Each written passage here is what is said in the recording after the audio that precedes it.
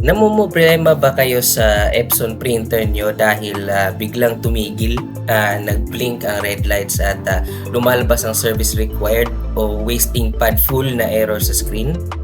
Huwag kayong mag-alala at huwag niyong munang dalhin sa repair shop yan. Sa video na ito, ituturo ko sa inyo kung paano i-reset ang halos kahit anong model ng Epson printer na mabilis at libre gamit ang eWaura All-in-One Resetter Tool. Tara, umpisahan na natin. So, sa unang hakbang, i-download nyo lang ang eWaura Resetter Tool na ito. Ilalagay ko ang download link sa description box sa ibaba, pero bago nyo i-extract ang file, siguraduhin muna naka-disable o naka-off ng pansamantala ang inyong Windows Defender o antivirus. Madalas kasi itong ibablock ng Windows kahit safe naman ito gamitin. At also, kung hindi nyo makita sa description ang link ng ating Epson Resetter Tool eWaura, pakitingnan lang po sa comment section. Pinost ko doon ang link ng Epson Resetter Tool eWaura kasi di pa po ako makapag-post sa description kasi kailangan ko pa maghintay ng advanced features mula sa YouTube. At saka kung na pinapasubscribe kayo o lumalabas na link na pinapasubscribe kayo tapos kailangan yung i-unlock, huwag kayong mag-alala, mag-subscribe lang kayo kasi kailangan ko po talaga kayong mag-subscribe. So, para malaking tulong po sa akin ito. So, yun, wag natin patagalin. So, kapag na-download na, i-right click natin ang zip file tulad nito. So, Epson Resetter Tool eWaura, i-right click natin yan, tapos pwede natin yung i-extract all o WinRAR man. So kung wala kayong WinRAR, extract tool lang tayo dito. So Epson Resetter Tool eWaura. So pag na-open nyo yung folder, open nyo yung Epson Resetter Tool eWaura.exe.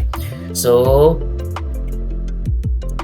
okay, eto.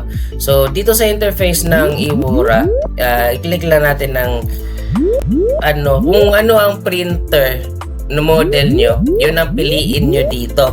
So, meron po tayong Epson L100, L120, L200, L455, L565, L810, L850, L110, L210, L300, L350, L355, L550, L555, L130, L220, L310, L360, L365, L375, L475, L500, L510, L520, L540, L550, L800, L805, L1300 at L1800. So walang problema dito mga kabos. Marami po tayong mga printer model na kaya nitong i-reset. So mas kung meron kayong printer na L210 at L110 din, so pwede nito gamitin resetter para ma-reset nyo yung dalawang printer nyo. So eto, demo natin. So for example, L100. So pag na-click nyo Epson L100, click nyo na accept, tapos lalabas na po ang ating adjustment program. So gagawin nyo lang, i-click nyo lang ang select, tapos lalabas na po dito na model name natin L100, naka-auto selection po. Kung meron po dito kayong printer na nakalagay, huwag kayong mag-alala, i-select nyo lang yung kung ano ang printer nyo. Pag lumabas siya, lalabas dito ang model ng printer nyo at saka yun lang i-select nyo. Pwede rin siyang naka-auto selection. So click nyo lang ang OK. Pag click nyo na OK, click nyo yung particular adjustment mode.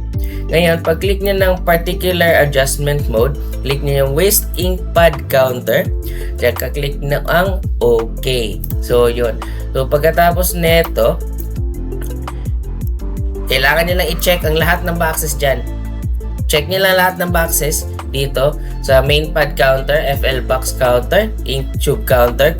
Merong mga ibang printer models dito na main pad counter lang ang nandyan. Huwag kang mag-alala, i-check nyo lang kung anong box ang meron dyan.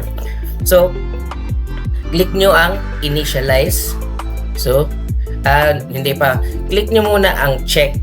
So, pag click nyo ng check, lalabas doon ang percentage kung puno na ba talaga yung wasting pad counter nyo sa likod. So, maglalagay usually sa main pad counter, maglalagay ito 100%.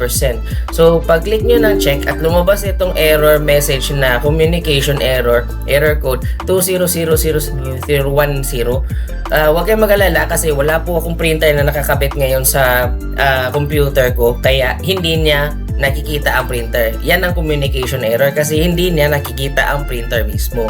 So communication error. Meron din tayong video sa channel natin na nagdi-discuss kung paano ito i-fix kung lalabas itong error code na to. Pero sa resetter, kapag communication error siya, wala talaga siya nakikita ang printer. So yun, so sa inyo, pag nakakabit yung printer nyo sa computer nyo, hindi ito maglalabas itong error na ito kasi nakikita niya yung printer nyo. Okay, so ang tapos nyo gagawin is click nyo lang ang initialization.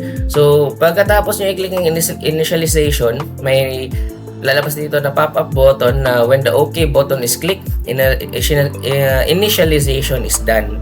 So click nyo lang ang OK, tapos sasabihin niya doon, maglalabas siya ng ibang notification na you can turn off your printer. So, lumalabas itong communication error dahil wala naman siyang marireset sa akin kasi hindi ko na kabit yung aking printer. So, yun. Pagkalabas niya na you may turn off your printer, balikan niyo yung printer nyo, tapos i-off nyo, tapos i-click nyo ang OK dito sa ating screen. So, yun. Madali lang. Pwede nyo nang i-turn on ng printer nyo, tapos i-check nyo, mag-head clean na siya, tapos pwede nyo nang gamitin ulit ang printer nyo.